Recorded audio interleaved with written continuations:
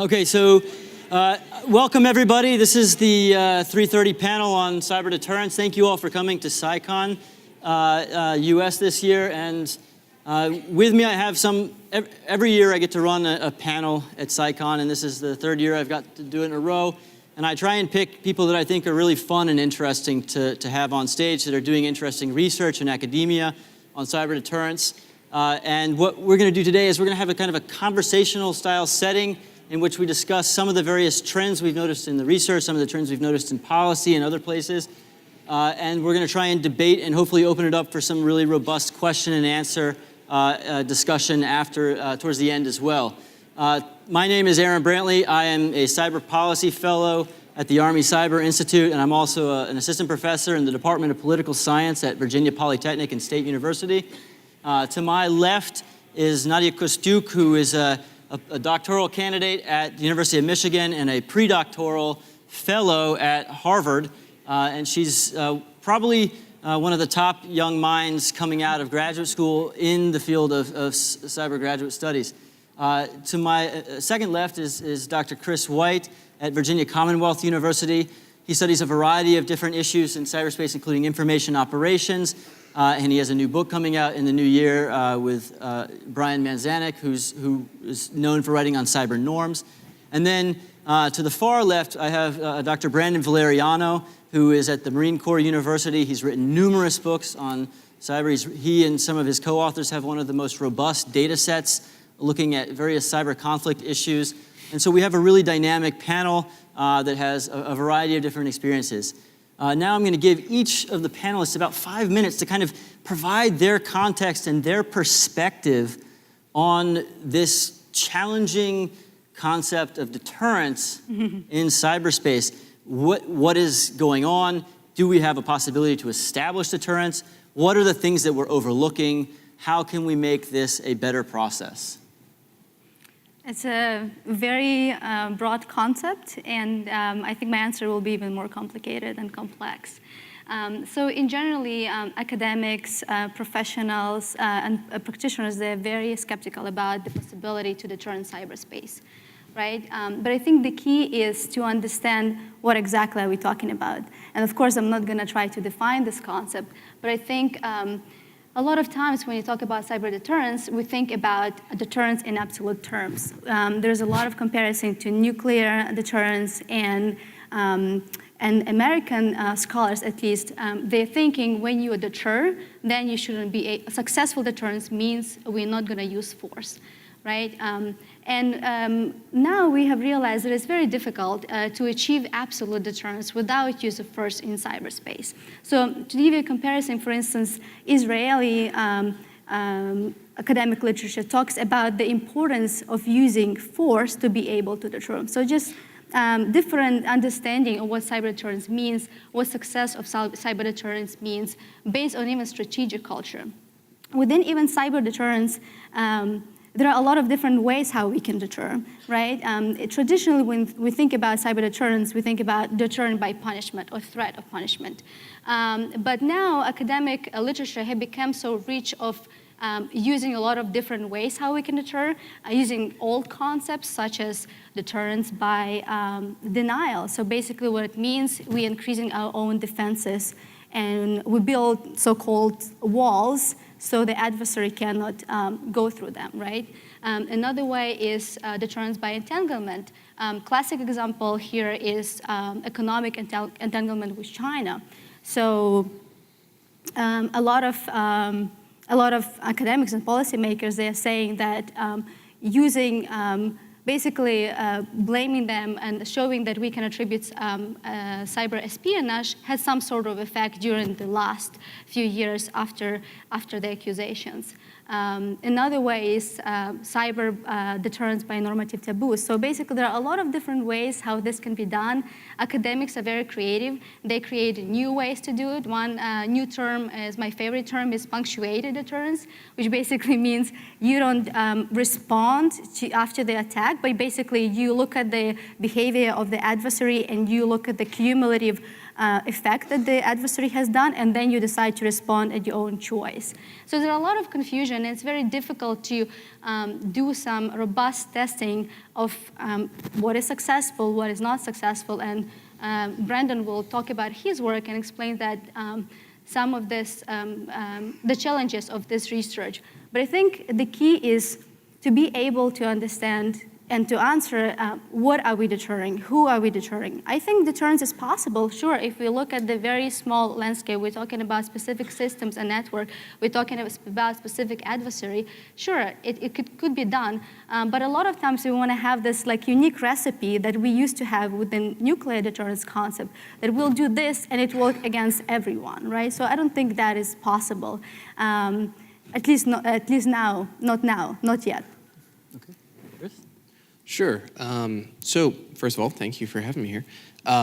Second of all, I would agree with Nadia, absolutely. I think the overconceptualization of deterrence to cyber issues, as it kind of stems from our read of nuclear era strategic documents and thinking, would lead one to say that deterrence is not possible here.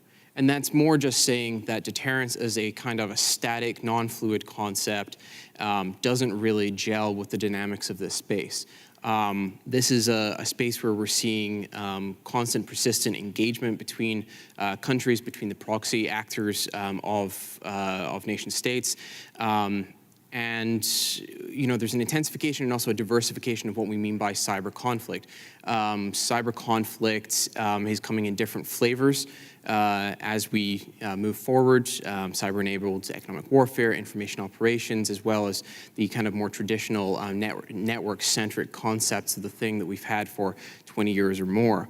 I do think in general, if you're thinking about deterrence by punishment, at the very high level, it does seem remarkably possible. So near or above the threshold of armed conflict, I think it's likely that we'll be able to set appropriate boundaries and appropriate red lines by potentially defending forward, by actually provoking and responding where we need to, such that we can see off, again, high-level threats, particularly if we're talking about cross-domain deterrence, where we can act in other domains of conflict to deter cyber actions. I think that's likely where the actual targets are of high and clear enough value and where we can very clearly send messages.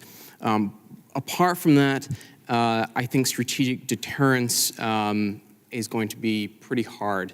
I think deterrence by denial, in particular for us, is going to be extremely hard. To quote David Sanger in one of his new books, or to paraphrase, I should say, a large part of building defenses, or rather to effect cyber deterrence or deterrence in general by denial, we require an exquisite defense. For us, that means defending private sector actors, civil society, as much as it does defending military and government networks. And I think we're a long way, a decade or more away from being able to effectively say we can defend at the level of the nation, as opposed to just the level of government processes. Again, as I said, we've seen a diversification of what it means, or what cyber conflict means as well. Cyber-enabled information operations over the past couple of years in particular have kind of come to the heart of many of our discussions about deterrence. Can we actually deter attacks when the purpose is to enable other forms of interference or other forms of disruption or degradation? Here, I would just say I think it's important to remember that when we're thinking about how to deter by denying in these instances, defending is not going to entirely be about cyber issues, network systems. It's not going to be about endpoint security entirely. The recent episodes we've gone through in this country, in the United Kingdom, in France, and Germany with information warfare, it's worthwhile to remember that in order to deter cyber attacks, which were useful because they gave unprecedented access to private information, they distracted us from the other pillars of I/O, hardening in those situations may actually be more about having a more robust debate about cyber issues in this country, ensuring better mechanisms are set in place to guarantee the origination, the credibility of information as it goes about in democratic discourse. So sometimes when we're talking about deterrence in this domain, we're going to have to talk about actions outside of the domain that will, by the very nature of the threats we're now facing, see off cyber activities.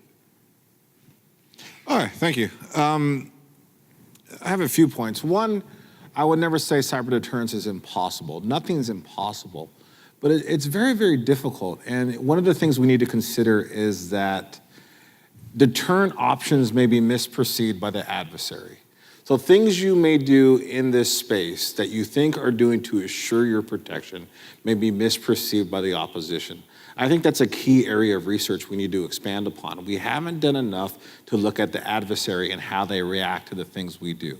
And I think that's really a key challenge. We go too far in our theories of deterrence in thinking just solely about what the original aggressive actor may do and not so much how the target may receive actions. Another thing is that we've started on a massive project. It'll be a book in a year or two called Cyber Escalation. And we have some funding from the Carnegie Foundation. And we're doing a massive amount of simulations and surveys. And we're really trying to figure out how people will respond to cyber crisis situations. But based on the data that we have now and the cases we have now, we find that 68% of cyber operations, there is no retaliation within 1 year. And that in the cases where there is retaliation within 1 year, 80% of them are at a lower level than the original attack. So basically, if you do see retaliation, that retaliation is at a lower level than the original attack, but you're more likely to not even see retaliation in the first place. And that's a real key consideration to think about in terms of deterrence, because how can you deter someone if you don't react to their original posturing? And that's really a challenge, because most cyber operations don't see an immediate or even an initial reaction. So we really need to think about reaction posturing and how that'll fit into deterrent operations. The other thing is, and this has really bugged me in the latest Cyber Command vision and other strategies we've put forward, we're doing a lot to escalate cost on the opposition, but we haven't done enough to reduce the benefits of attacks in the first place. And that goes to something Chris mentioned about target hardening, about being sure our defense is in the right place. And if you go back to the original deterrence logic, it's really about survival. And the entirety of cybersecurity as we know it now has very little consideration of survival and how we can deter or how we can reduce attacks in the first place. And there's a lot of information out there about the things we're doing wrong, and there's very little out there about the things we're doing right to reduce the benefits of attacks in the first place. So I think that's a key consideration that's left out. Another thing is that this may be really just sub-crisis posturing. I'm leaning more and more to this idea that cybersecurity, cyber conflict is really about operations below the level of crisis. And deterrence really operates at the level of crisis. It really operates at the level of deterring crises from happening in the first place. But I think cybersecurity, cyber conflict is something entirely different. And we talk about that quite a bit in our recent book, Cyber Strategy, where we really pinpoint that majority of cyber attacks are espionage operations. And if they're espionage operations, can you ever deter espionage? Was that even our intent during the Cold War? Did we ever think we can stop spying? And I think that's a real key consideration. And that leads to my last point. I think a lot of people fall back on deterrence because it's something they know. It's something they're used to. It's something we used to do before in terms of the Cold War. But the problem really is deterrence empirically is an unknown quantity. You can never really know if you deterred someone because by definition, deterrence means that something didn't happen. Mm-hmm. So how do you know empirically that something actually worked? So we go back to this thing we supposedly know, but there's a lot of academic debate as to if deterrence actually ever really worked or even can work. So we use this as a crutch quite often, and the reality is it's not really a crutch. It doesn't really help. It's a shorthand for something that we don't really have a great grasp on language for right now. And I think we really need to think more about what it really means to operate in the gray zone, what it really means to operate as espionage operations, covert operations, and the modern digital discourse. And that's really a challenge because I think we're doing something and we're using a language for something that doesn't really fit what we're actually doing in cyberspace. Thank you. So Let's pull it down just a little bit into perhaps a few specific case examples, and I'm going to throw this over to Nadia in a second. But both Nadia and I have had the opportunity to go to Ukraine a lot and see a lot of the cyber operations that are ongoing against Ukrainian forces, against Ukrainian critical infrastructure and others. And we've seen a lot of the I/O attempts in Ukraine, the counter-I/O attempts in Ukraine to defend against information operations through policy, law, and organizational structures. But Nadia, you recently had an article come out about the coercive aspects of cyberspace in general, particularly in Ukraine. And so this is a very tight-knit example. Can we really expect our cyber operations, whether it's Russia engaging against Ukraine, whether it's us against some other state, or whether it's Russia against us or somebody else, are these actions truly coercive? And what does that really mean to be coercive in cyberspace? It's a great question. So before I talk a little bit about this article that you mentioned, I want to mention that the article was published last year, but the research that I've done was done in 2014 and 2015. So it takes us a while to publish political science research. So the findings are a little bit not outdated, but we had attacks in Ukraine in 2015 and 2016 against the power grid. So more development started happening after we finished working on this article. But the main idea, the main question of this piece was to look whether cyber operation can have compel short-term advantage on the battlefield behavior. So basically, whether cyber operations were used along with the traditional physical operations that were happening on the ground by both rebel forces and the pro-Ukrainian government forces. And we collected a lot of data from 2013 to the beginning of 2016 using obviously open sources because that's the challenge of doing academic research. You try to do multiple open sources. And so we looked into various reports in 3 languages, English, Ukrainian, and Russian, to make sure that we are addressing any media bias or any reporting bias. But what else I've done? I went to Ukraine over the summer of 2015 and the fall of 2015. I actually did some interviews with people from the government, with the people from the private sector, and even some people who are actually doing these types of attacks. Some of them were on the record, some of them were off the record, but the interviews helped me to understand the reasons why we didn't see this compelling effect, right? There was no compelling effect. That's the finding that we had. And there were 5 reasons why there was no effect. And I would like to mention one thing, that besides Ukrainian specialists, I also interviewed a few Russian specialists from Russia as well. And so there were 5 reasons why there was no effect. In the case of Ukraine, again, it's a very unique case. It's very different, so I'm not saying that our finding very generalizable. The first reason was lack of resources within the Ukrainian government. So again, it was 2014. There was, economic crisis. We had a real ongoing conflict in the country. Cyber wasn't on the agenda at all, and they were not even thinking about cyber operation at the time when I asked them. So when I asked them about the governmental institutions that were responsible about cyber, and they said they used to have the SB unit at some point, like in 2000, then they have CERT at some point, but in general, there were 3-5 people that were operating these units within the government. A lot of the talent moved back to the private sector. So another thing, there were some non-governmental actors who actually organized themselves and tried to help out the government, but the government wasn't very interested. One of the reasons was because a lot of these attacks that they were trying to do, some of them were DDoS, super simple, but these attacks were of illegal nature. So I think combination was lack of interest, but also no coordination as well. Another interesting reason that was explained in the interviews was the lack of targets. Everybody in Ukraine was so sure that we don't have any targets, critical infrastructure is not connected to the internet, they don't have nothing to attack, right? It was summer 2015, and then I flew back to the States, and then we have 2 attacks against the power grids, and everybody freaked out. It was like, oh my God. So again, even interviews, they helped shed light on some issues, but the interviewers, even the experts, could be wrong.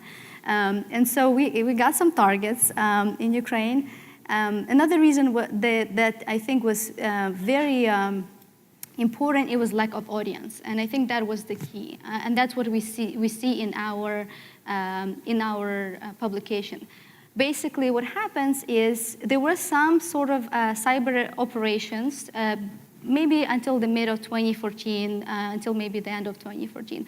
But then we see an increase in information operation in the case of Ukraine. And the reason was that Ukrainian public doesn't use, now they do, but 2014, 2015, they don't use online banking. The only thing why they go online is, Facebook, Vkontakte, various social media, they check the news. And so what the Russian government started doing, they were like, we already control social media. Why do we need to create cyber attacks to invest a lot of money, try to hack into some of the system? We can just spread fake message, and we can change public opinion. And the scary thing that a lot of people seeing these images of rape babies, rape women, like crucified babies in this region, they actually went on and joined the rebel groups. There are some studies. It wasn't the major focus of our study, but there are some studies that demonstrate that the propaganda had an effect, and people actually just left everything and joined the forces. And the last reason that was also highlighted in the interviews in the paper is that lack of effort. So the Russian government, because of the very close connection, dating back to Soviet times, they didn't need to hack into any of the systems. A lot of the espionage operations have been ongoing, right, since, again, the Soviet times. Some of them were discovered in 2014. Some of them were discovered in 2011. The Ukrainian government relied a lot on the Russian equipment, right, so SORM systems they were using at that time. So there was no need for them to hack into something and create some sort of effects, because a lot of the intelligent information they collected prior to the conflict. So a lot of these espionage operations, they kind of like, maybe when going to some extent, maybe stopped. But again, it's a very unique case. I wouldn't, again, looking back 4 years now, the situation is a little bit different, but that's what we found back then. Yeah, very interesting. So I actually had a chance to speak with Natalia Antaleva, who was looking into the information operations in Ukraine. She actually went and spoke with people in the communities there, and they said, yeah, nobody really believes these stories, but somebody else told us that. So in the aftermath of this, we've seen from 2014 a really significant increase in I/O operations around the world, particularly emanating from the Russian Federation. Countries like Ukraine have implemented significant restrictions on media markets. They've limited website content within ISPs. They've banned access to Vkontakte, Odnoklassniki. The French have engaged in a series of legal measures to protect their national digital infrastructure, media blackout periods, and other types of things. So when we talk about deterrence, so when we move just from coercive behavior in cyberspace but to a more, how do we deter I/O kind of types of things, we've seen a variety of different countries taking a variety of different stands in this regard. Now, obviously, we have a very open permissive information environment in general. What do you, from your research, Chris, what do you find to be the trends or the most successful things, or are we just in over our heads? Is it too difficult of a problem to tackle? We were in over our heads. I do think that this is a moment in time. I think that the types of I/O we've seen over the past few years won't be possible, assuming that the world as we have it just now, the information environment remains roughly unchanged. And by that I simply mean nothing revolutionary, right? People don't start living in virtual reality or something like that in the next 10 years or so. But I think in a decade from now, what we've seen over the past few years won't be possible, at least at scale. The trick here is it differs by country, obviously. actions that have been taken in Ukraine, that have been taken to a smaller degree in Germany and other countries, are not going to be as palatable to the United States, to people in the United States, to American politicians to want to enable and enact in terms of, bringing, Mark Zuckerberg before Congress and trying to force some sort of changes in the way that information is filtered out to Facebook networks and communities. A big part of understanding what we can do to deter I/O, cyber-enabled I/O in particular in the future, obviously comes down to understanding the nature of our own vulnerabilities in this regard. In the West, particularly in the United States, democratic systems, we can think of them like information systems, right? They function for a kind of particular discursive purpose, not necessarily a political purpose, but it does translate to public policy. And the function of democratic information systems is moderation, right? It's not truth, it's not fact. It's debate that leads us towards relatively moderate outcomes that leads to public policy that hopefully reflects that. We actually see this assumption at the heart of a lot of IR research programs, international relations research programs, right? The democratic piece being a big one. If we think about democracies in this sense, then we can kind of break down the mechanisms, just think about a basic information assurance framework of how the whole thing actually works. For it to actually go right, to do what we want it to do and need it to do, for our political processes to be robust and, as we call them, democratic, not a sham. We need people, when they're looking at discourse, to know where who is actually speaking, to know where information is coming from, to know that discourse, as they see it, is actually discourse, and not like in China, for example, that it's just astroturfed discourse that's being presented as a form of a pressure valve, so that folks don't kind of realize that there is no civil society discourse that has a meaningful effect on public policy.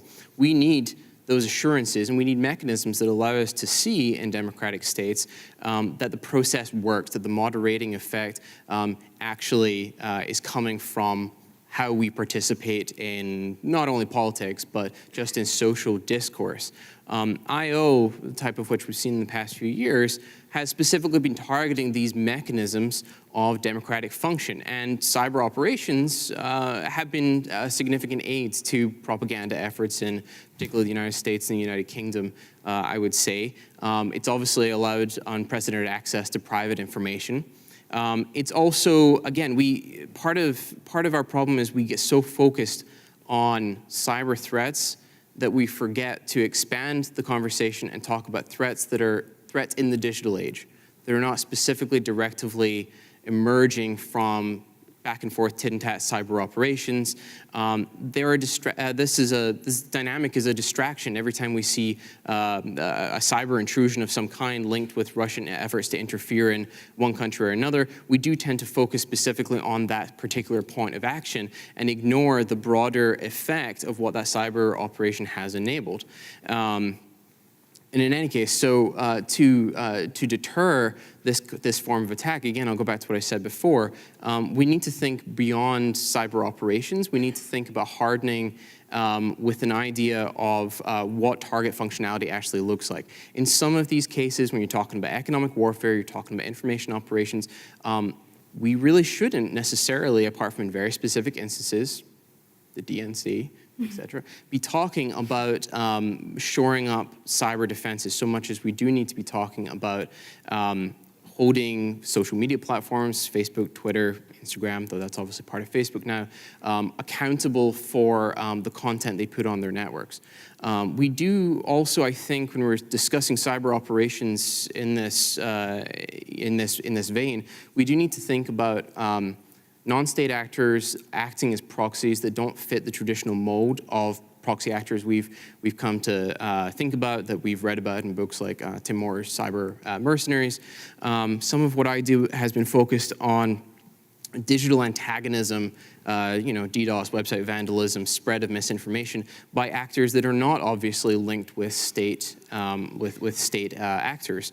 And some of what my colleague and I, in doing some of this work, have found is that there actually are increasingly links between domestic actors that are courted, sometimes without their knowledge, by foreign proxies of the Russian Federation and other governments, the Iranians, to use their kind of particular and unique positions within democratic societies to enhance misinformation efforts. And so there is an important kind of side little bit of this where we do need to think about unique attack vectors and kind of do the work to understand how foreign governments, but the Russian Federation mostly in this case, have been so successful in what they've done up to this point.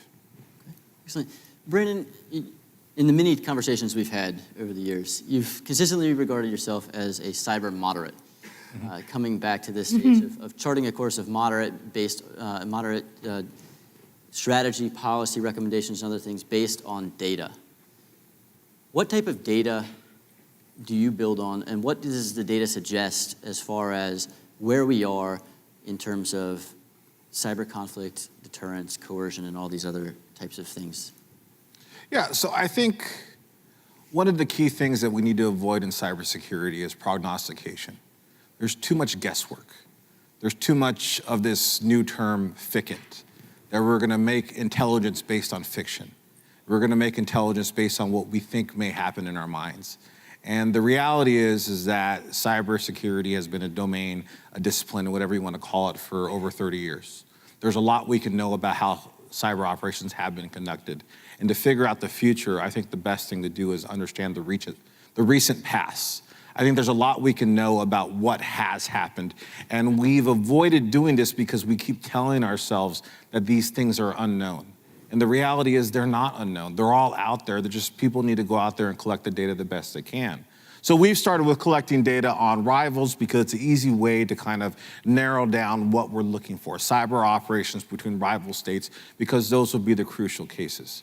And amongst those crucial cases, we're finding a lot more restraint than we would otherwise. That we're finding in combat operations, we're finding states restrained quite a bit. That they may be testing things, they may be poking and prodding, but they refuse to take a dramatic step more often than not. And I think that's something that's very, very interesting, but we need to do more and we need to do better. So we're just starting at these processes. And in international relations, we've been doing data science for about 50 years. And in cybersecurity, we're just starting that. So, I mean, along with Chris and some other co-authors, we hope to use data mining and machine learning and other methods to come up with automated data sets that can tell us a bit more and to avoid selection effects. But based on what we know now, we're finding that it's a lot dramatically different than the way people describe cyberspace. They describe articulate these ideas of cyber doom and cyber Armageddon. And the reality is much more mundane. The reality is that most of the operations are espionage-based operations. That in our data set, I think we only found 12% of the operations are degradation operations, the more serious operations meant to poke and prod the adversary to compel them to do something different. And when you even look at those operations, they're more than likely often a failure in getting the opposition to behave the way you want them to. So when you take a picture like that, when you look at the domain in that sort of perspective, you can kind of get rid of a lot of assumptions. You can get rid of a lot of guesswork. And I think that's something we need to start to do more and more. We need to get rid of guesswork. We need to do more experiments. We need to do more simulations. We need to do more war games. And we need to mine this data to figure out how people will really behave in this domain without really just making things up. And that's really what bothers me about cybersecurity more often than not. I think you bring up a really interesting point. So I think that Dr. Collars, who was on the stage right before this session, and Jackie Schneider up at Naval War College, the Army Cyber Institute, through the Jack Voltaic program, and others are starting to get into this wargaming attitude. One of the things that I'd like to open up for a more open discussion is that in the Department of Defense, one of the biggest things that I've had a discussion on recently was the shift towards changing perceptions based on human behavior to facilitate deterrence. One of the things I'm sure that most folks who are in the DoD have seen is that in the last 2 years is this shift to receiving emails that say non-DoD source or something along those lines, or the removal of hyperlinks and other types of things.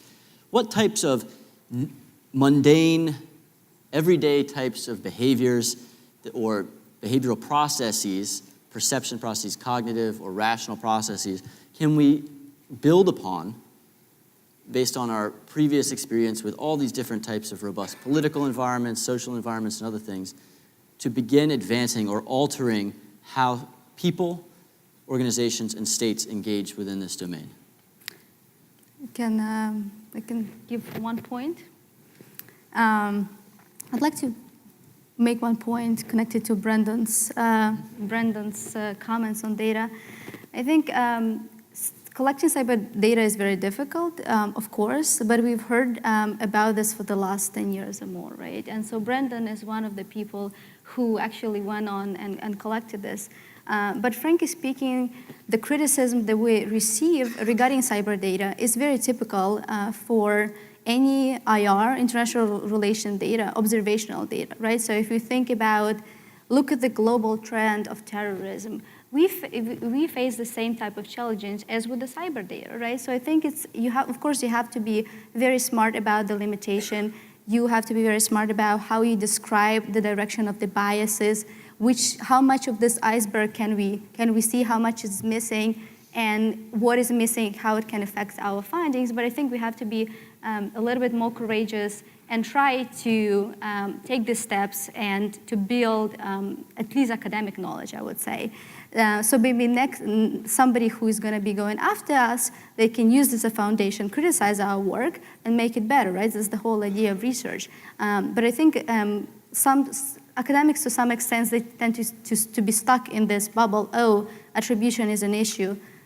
It's not any longer. It used to be a big issue many years ago, but now we know that attribution is a lot of time a political decision for many countries, right?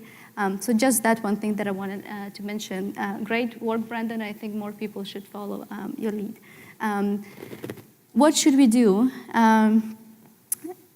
So I was in the room when Dmitry Alperovich was making a comment, and he basically said that cyber hygiene is not going to help. I forgot, he was answering somebody's question in the audience.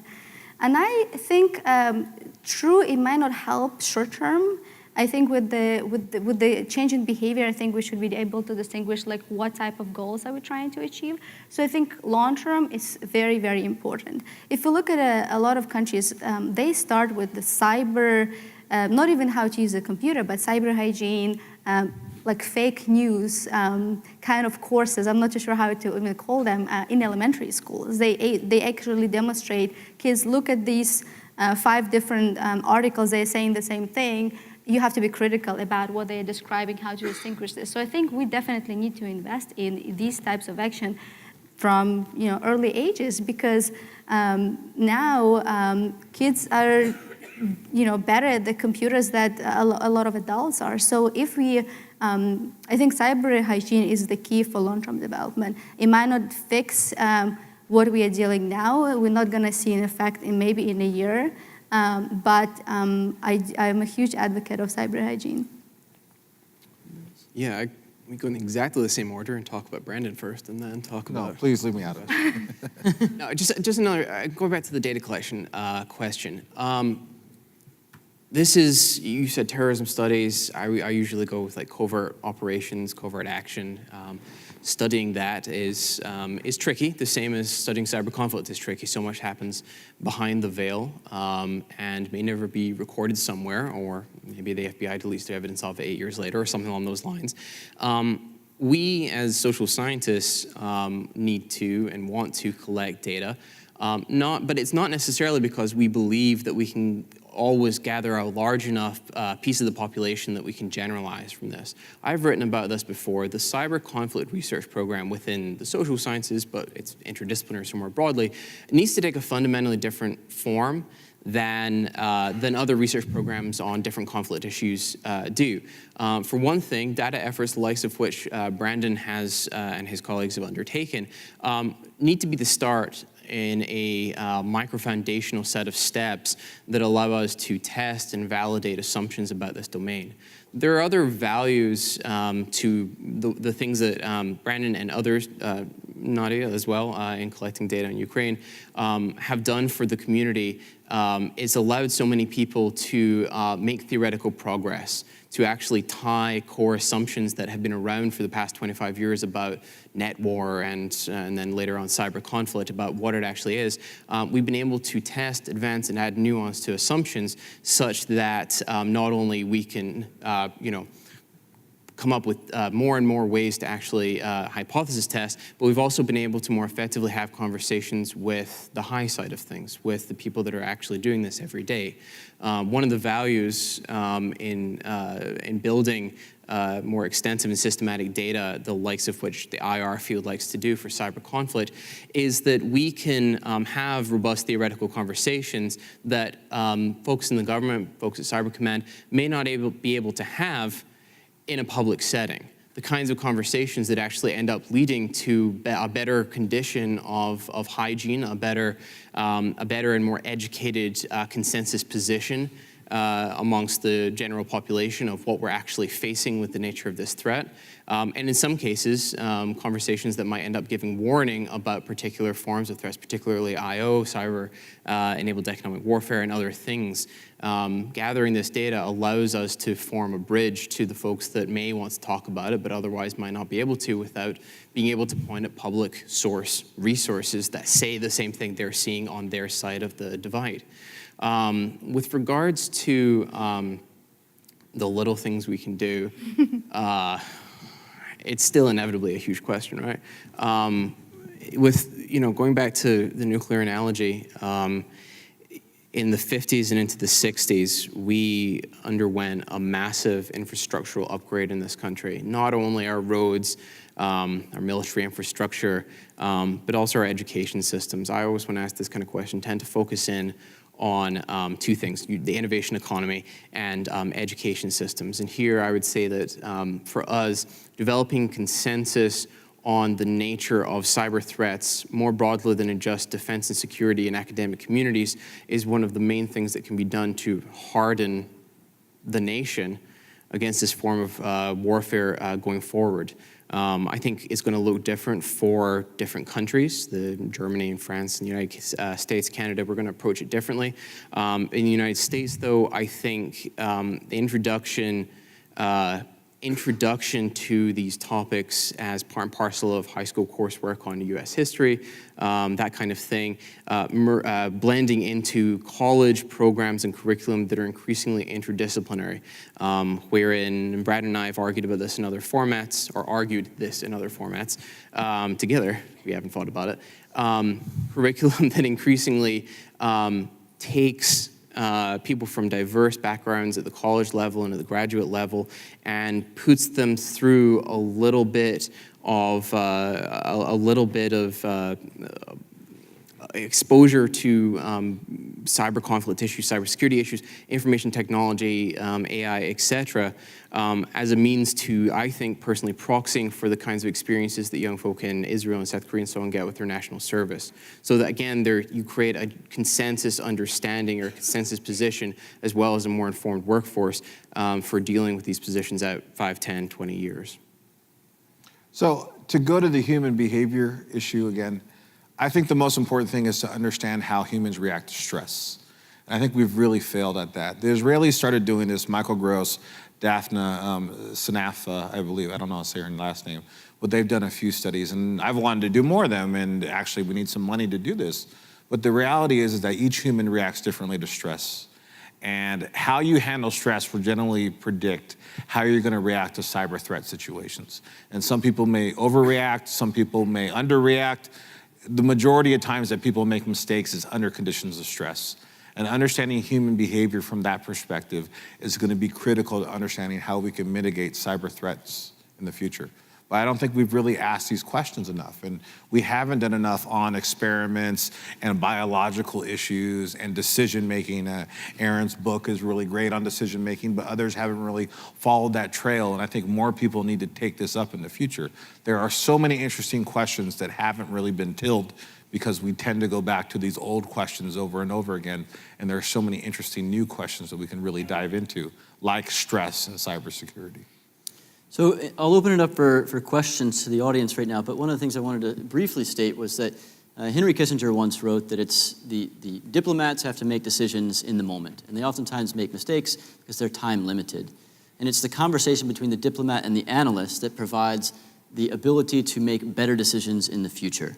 And so I think that if we leverage a variety of different levels of intellectual development across our nation, from academia through analysts in the IC and in the operational force, that we are more readily able to develop decisions that accurately reflect the outcomes that we wish to achieve. So is there any questions that I can turn to? Any? Nope, no question. Oh, Jay.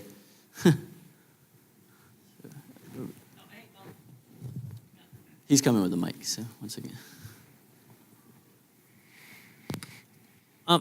Thanks, Jason Healy, Columbia University. How much of what we're talking about here is talking about the dynamics and the turns of the moment, and how much of it might be different? I mean, we might say the great powers have largely been showing restraint against one another's, and so it's no surprise that we're seeing that. You know, the competition between powers has largely been defined by espionage, and so it's no surprise that we see that. So how much of that is actually talking about cyber conflict, and how much of that might actually just be reflective of the powers themselves, and is contingent, therefore, and might change quite radically if any of those adversaries decide to behave differently. Does anybody want to pick it up? Hey, it's a tough one. The reality is we need to start somewhere. So I think that's where we're starting from in terms of how we frame, I mean, my project's on cyber escalation, not necessarily deterrence. But really, if you're looking for reactions, you need to look at reactions in domain, then out of domain. And then also, we need to have more studies on how the adversary reacted to the situation. So there's a lot of levels we need to go through, and I don't think we've done enough to even scratch the surface, really, at the very beginning. So there's a lot there, but I don't think we've even really started to even figure out where we need to be, and that's the challenge, really. So let me add, I'm going to take moderator's prerogative. So I think one of the things that we're seeing is definitely this moderation, this self-moderation function. But I think the other problem is that we've pushed forward this notion of ambiguous deterrence. And the problem with ambiguous deterrence, and I mentioned this when we were in Tallinn earlier this year, was that when I tell you that if you do something, but I'm not going to tell you exactly what it is, and I'll punish you when you do that something that I'm not going to tell you what it is, then you're going to do everything up to that point where I eventually tell you that you violated my limit.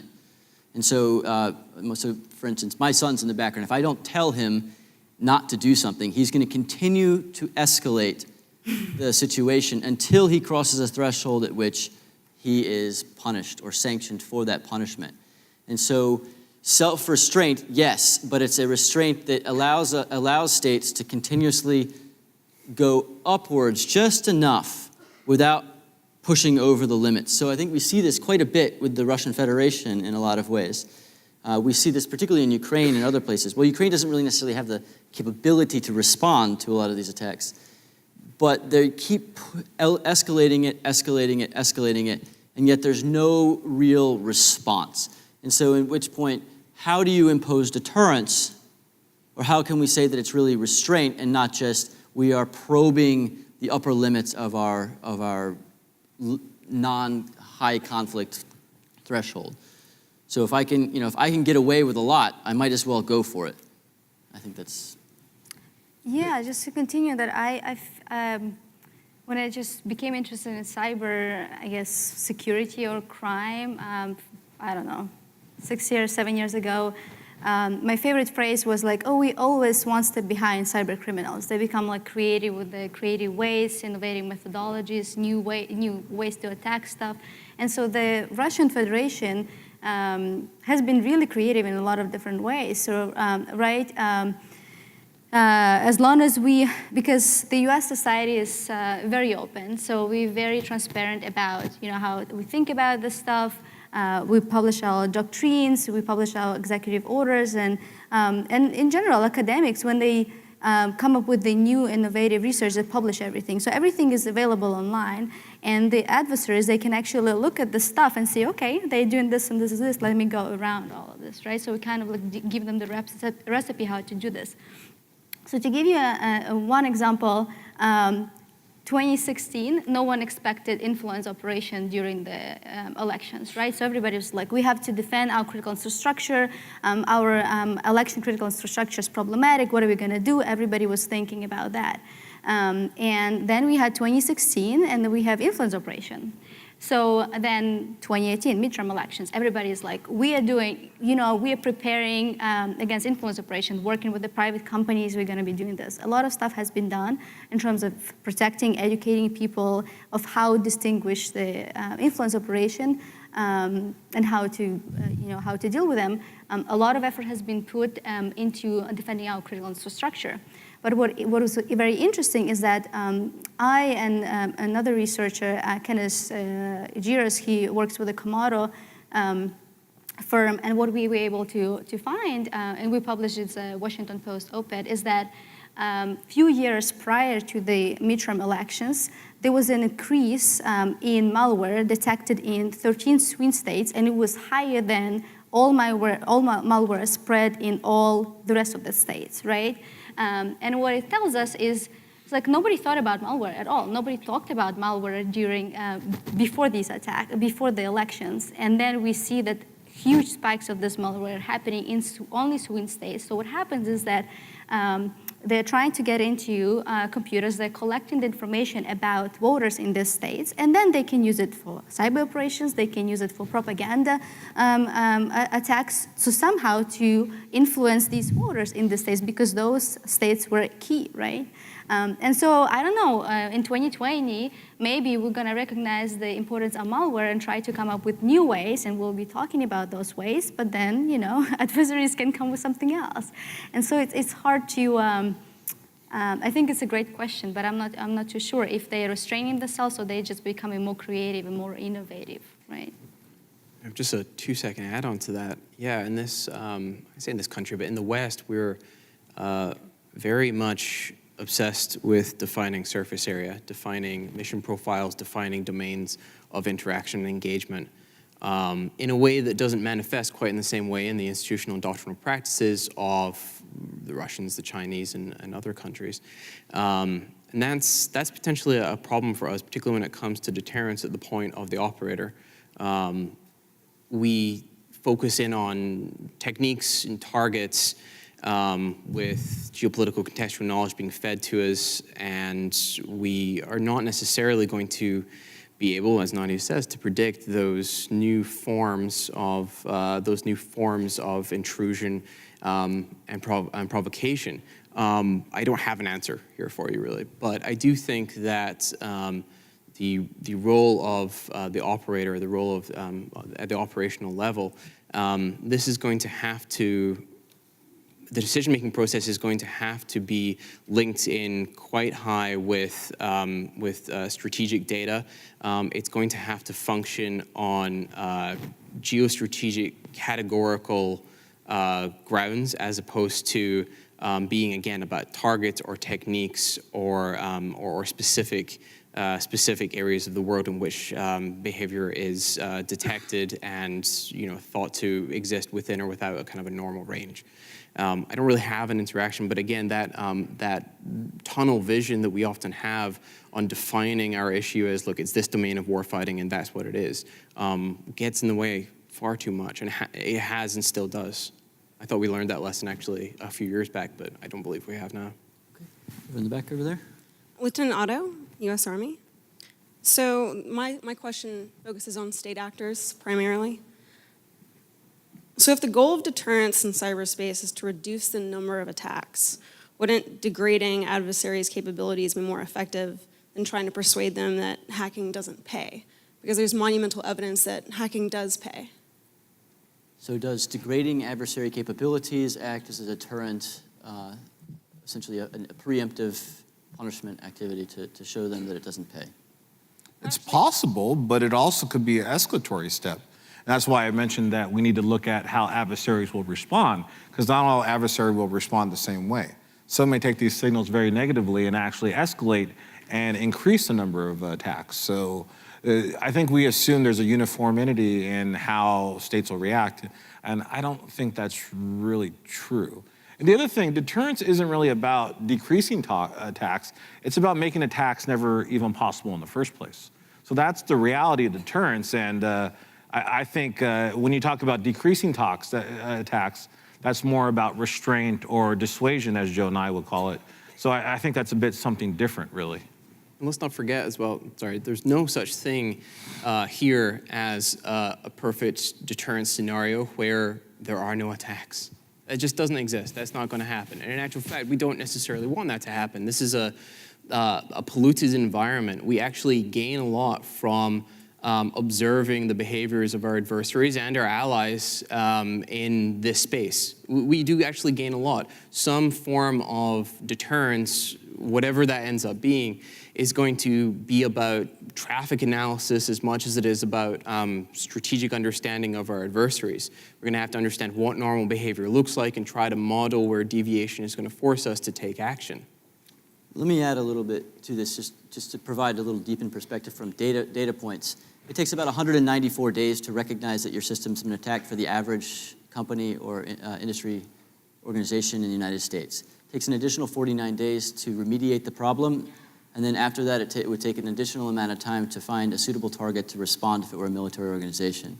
So in the intervening time, we've now been attacked. So it's essentially like you punching me right now, and me saying, I didn't know that you punched me, but when I find out in 6 months, I'm going to punch you back. And so it's a very non-relationship type of thing in a lot of ways. Now, if you see somebody in your network, penetrating your network at the exact moment, and you can respond, then you have to make a cost-benefit analysis over whether it is beneficial to respond and provide deterrence in that time frame, in that exact moment.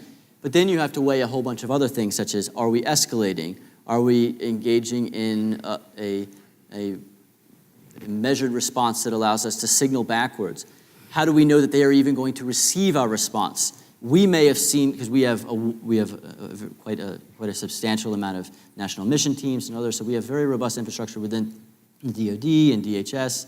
So we might see things and we might respond. And so the only way to signal that we've responded to them is making it so overt that it essentially loses the substantive impact that a less overt type of action would be.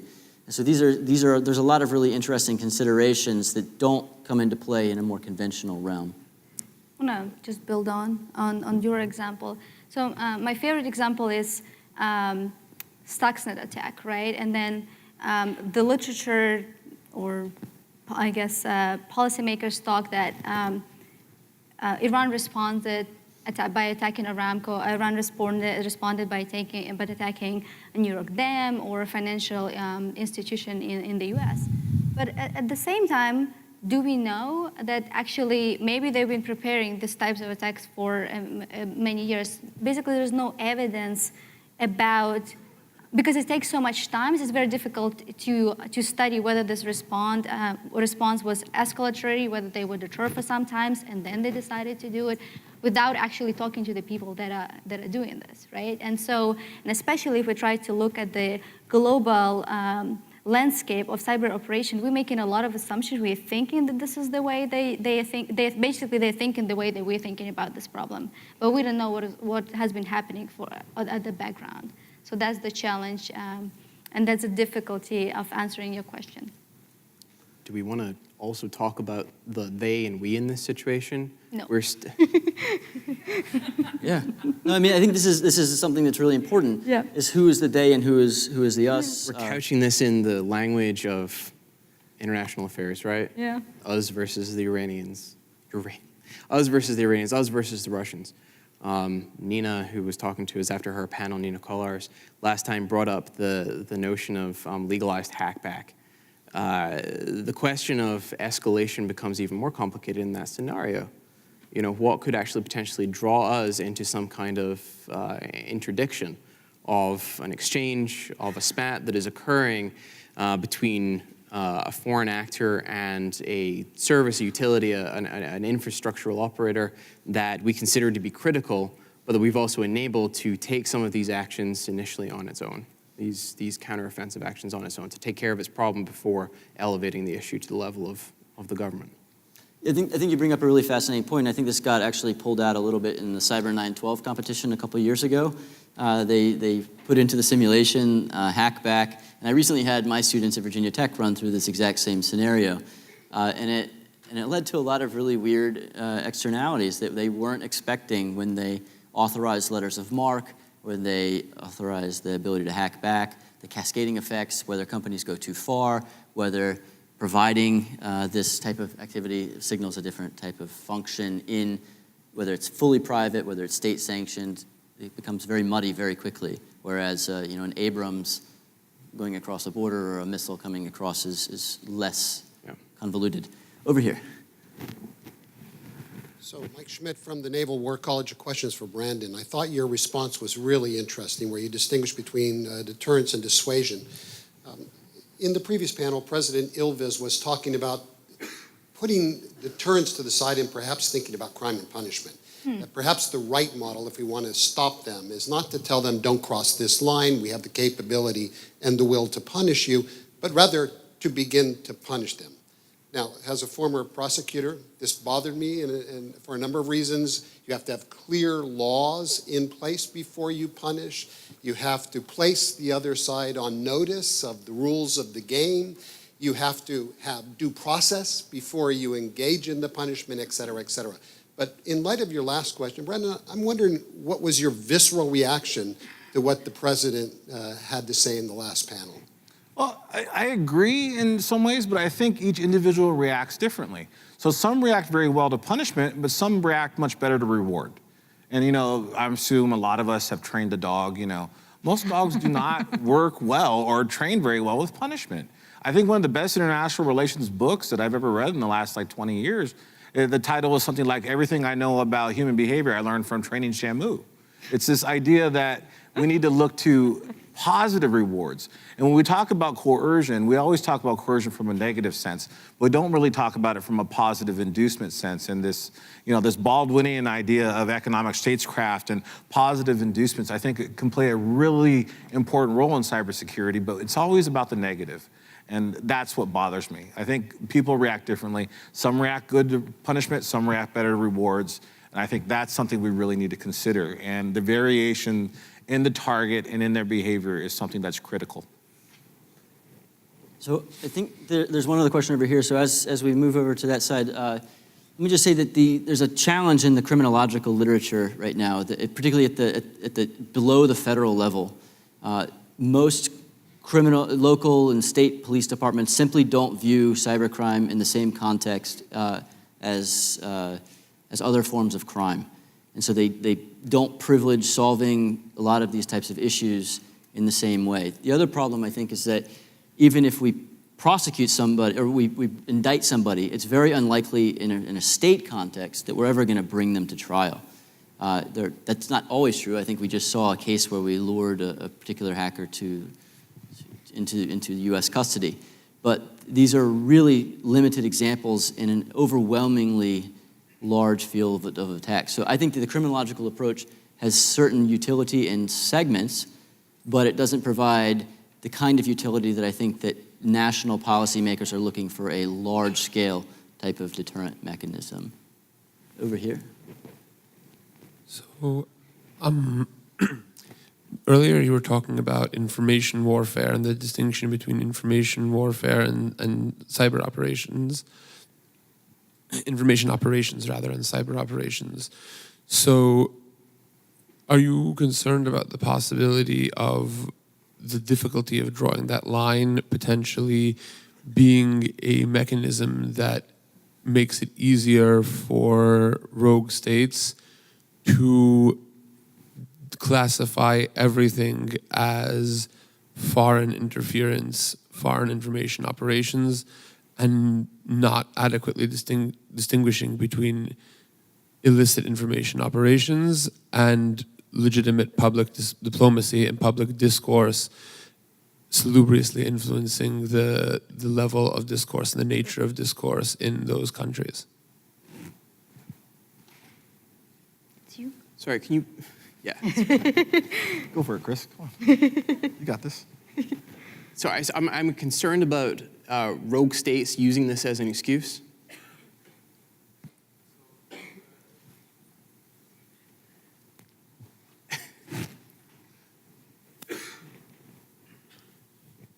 So if we set a standard saying that any foreign information operations are illicit, how do we properly draw the line between information operations and public diplomacy? For example, when the United States sends public information through, let's say, the Voice of America into other countries so the people in oppressed countries actually get information.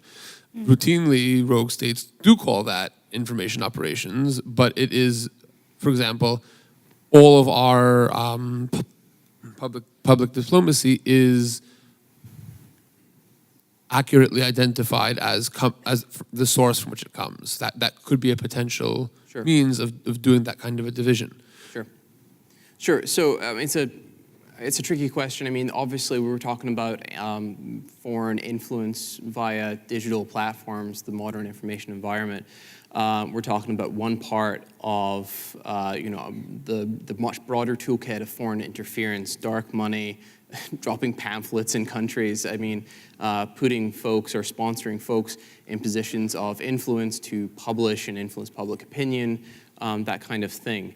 When it comes specifically to I/O, I mean, how do we count it as illicit? I mean, we have some pretty specific statutory thresholds that we can look to say that if somebody fraudulently created accounts and misrepresented themselves, that's a basic form of misdemeanor or something along those lines. If you used a C2 server that you rented based in Wisconsin or something like that to launch your attack on the DNC, RNC, whatever, again, there's a clear threshold that's being crossed right there. But it is a tricky one, and I'm certainly not clear that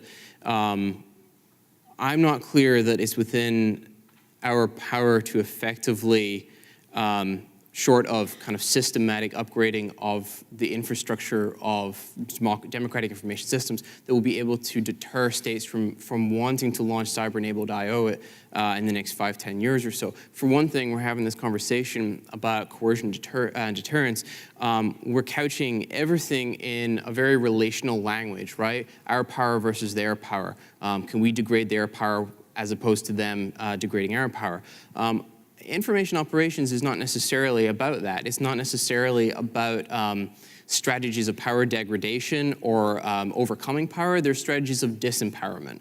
They're strategies of confusion and detaching the pillars of what makes us capable from our current capabilities. And so even if we're successfully able to set more effective and very clear-cut boundaries and thresholds to affect kind of a more broader condition of high-level strategic cyber deterrence, I don't think you're going to see a simmering down of states like the Russian Federation being interested in employing I/O in the future. I think one of the things that we oftentimes don't consider is the deep relationship between cyber and information operations.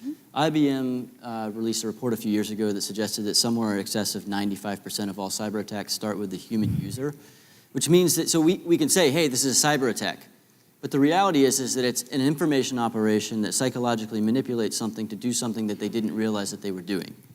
And so whether it's convincing them that a fake news story is real or whether it's convincing them that they're going to win something by clicking on a link, these are all sorts of different types of information operations.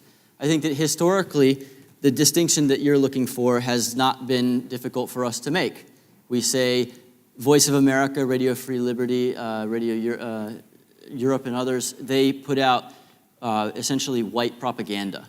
They put out truthful news that provides the American perspective on the world based in fact, or as much based in fact as possible. Whereas I think that what we are trying to differentiate ourselves from is gray and black types of information operations that are not rooted entirely in fact, that are deliberately seeking to manipulate fact. And I think that that is something that is not easily deterred. We're still seeing the effects of Soviet-era propaganda campaigns affecting countries in Africa through Operation Infection and other things that have gone on. It's a problem that has been a problem for decades, and it will remain a problem in the future. Do we have another question right here? Hey, Milton. Hello, Aaron. I'm going to follow up on the last question, only I'm going to escalate it by about a factor of 3. So, you know, the question is not just have we erased the line between what the Russians would call their informational code of conduct, which defines any form of information that destabilizes their regime as subversion and a cybersecurity issue, which the United States rejected because they said it would lead to censorship, right? And it was inconsistent with our concept of freedom of expression. So it's not just that other regimes will use that to censor and suppress information. It's that it's happening in the United States as well. When I hear Mr. White say that the platforms have to be responsible for all of the information that they publish, one of the key pillars of American information policy starting in the 90s was Section 230, which said that they're not, and that this is a free speech enabling issue. Now, agreed, there are problems with that the platforms need to try to monitor and control in some way, but the idea that you're going to delegate them to be official censors is completely inconsistent with our own traditions of freedom of expression in the First Amendment. And I think that the threat posed by these so-called information operations is massively overstated. That, you know, the polarization in American politics has more to do with the way the Republican Party has positioned itself and the way the Democrats have responded. And of course, maybe some Russian operations have inflamed that in certain areas, but there's plenty of inflammation going on with or without them. I really think, and Aaron, you were also guilty of blurring the line when you said these things start with information operations. So what you're talking about are things like phishing attacks where you deceive a user into giving up their credentials. Sure, that's an act of deception that leads to a break-in cybersecurity, but it's not the same thing as saying we need to suppress foreign origin messages and, because they destabilize our society, and we need to, you know, turn speech into something that has a national origin tag. I think you're really playing with dangerous things here when you're talking in that way. So first, let me say I completely agree that this is a really awkward and fine line to walk along. And I think that the U.S. in various internet governance forums and other organizational structures has addressed the topic by promoting free speech and promoting open platforms in a multi-stakeholder format rather than rather than a multilateral format that focuses on privileging states. And I think that you're fairly correct in establishing that the platforms should not be biased in selecting content.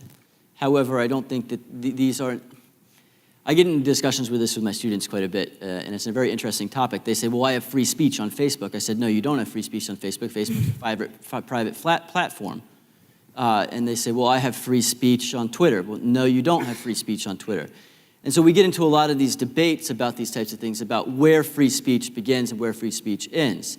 And so in terms of protecting against I.O. and other types of information operations, I don't think what Chris or I is insinuating is that we should focus on censorship per se. I think what we're focused on is the elimination of particularly deliberate funding operations by foreign adversaries that seek to manipulate these things through either taking PII and then doing selective targeting of groups and individuals by using automated bots and other types of functions that do this, using various AI functions that do these types of things, that really make it very difficult for the vast majority of things, of civil discourse in society to function in a normal operating environment. And one of the things that's really fascinating, and particularly in the Facebook case, is, you know, they employ thousands of people around the world that censor Facebook on a regular basis that we just don't consider on a day-to-day basis. And what we do see in response to these types of censorships is that when they censor something that the mass public feels is inappropriately censored, the public typically raises its voice in ire and is able to make Facebook back down. We've seen this with breastfeeding. pictures on Facebook. We've seen it with a variety of conservative and liberal issues coming on Facebook. We've seen this on Twitter from a variety of different actors. And so we have to understand that, yes, they have a requirement that they're not allowed to censor or bias one way or the other, otherwise they become jurisdictionally a media company and they are under a different jurisdiction. But in terms of these types of policies, and I definitely think you're right, I blurred the line on I/O and cyber operations a little bit, but I think that what we're talking about is the deliberate manipulation of individuals' cognitive perspective while engaged in actions in cyberspace. And so it's very difficult to separate a lot of these types of issues in a coherent and meaningful way. And I think that on the stage it's a little bit hard in shorter time frame to do that. But I think we have time for roughly, I think we're actually out of time. So if you would give me a hand for the speakers. Anybody want to say? Thank you. And they'll be up here for chatting as well. By the way, if you're interested in internet governance, I highly recommend reading Milton's work and this work that his team down at Georgia Tech is doing. I ran into them in Zurich recently, some of his team members and others. So thank you, everybody, for being here.